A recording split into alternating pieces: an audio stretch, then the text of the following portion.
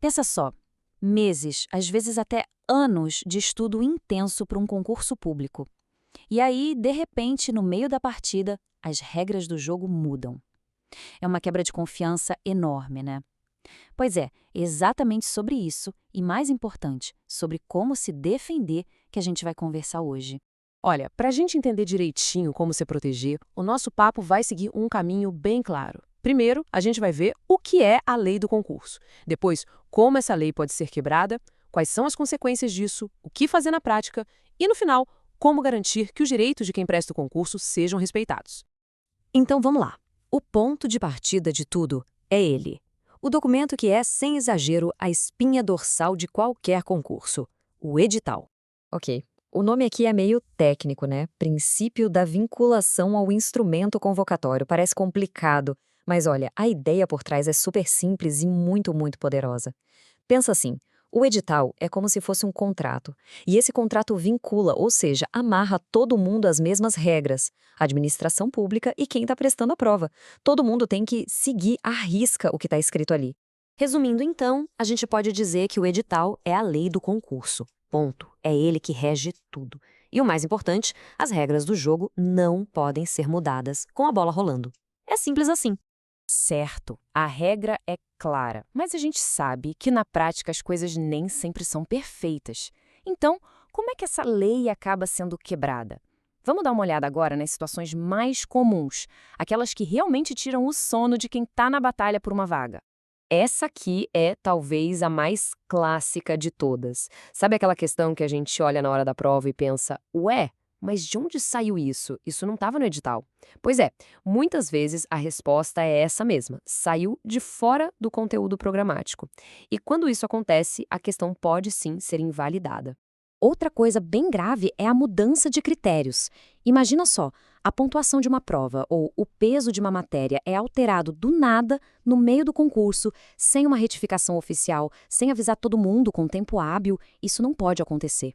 E tem mais, uma falha seríssima: o desrespeito às cotas e aos direitos de pessoas com deficiência, seja não cumprindo a reserva de vagas, que é lei, ou não oferecendo as adaptações que foram prometidas no edital, como tempo extra de prova, um local acessível.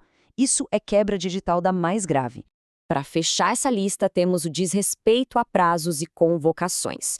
Ignorar a data limite para um recurso é um problema, mas pior ainda é convocar alguém fora da ordem de classificação. Isso fere um dos princípios mais básicos de qualquer concurso, que é a isonomia. Beleza, a gente já viu como as regras podem ser quebradas, mas e aí, se uma dessas quebras for comprovada, o que acontece? Bem, o impacto pode ser gigantesco. As consequências, olha, podem ser bem sérias. Pode ir desde a anulação de uma única questão que estava errada até a anulação de uma etapa inteira do concurso. Pensa num TAF, um teste físico que foi mal aplicado. Em casos mais graves, o Ministério Público pode entrar na história e até suspender o concurso todo. E não para nisso, não. Se o erro da banca for muito grosseiro, a Justiça pode determinar uma indenização. E aí a gente fala de dois tipos de dano. O dano material, que é para reembolsar os gastos, sabe, inscrição, passagem, hotel, e o dano moral, que é uma compensação pela frustração, pelo estresse, pelo tempo de vida que foi perdido por causa de um erro injustificado. Ok, então o erro aconteceu. Foi identificado. E agora? Qual o próximo passo?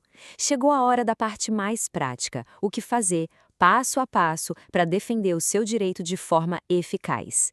Basicamente, existem três caminhos. O primeiro, e geralmente o mais rápido, é o recurso administrativo. Esse é direto com a banca. E aqui, olha, uma dica de ouro.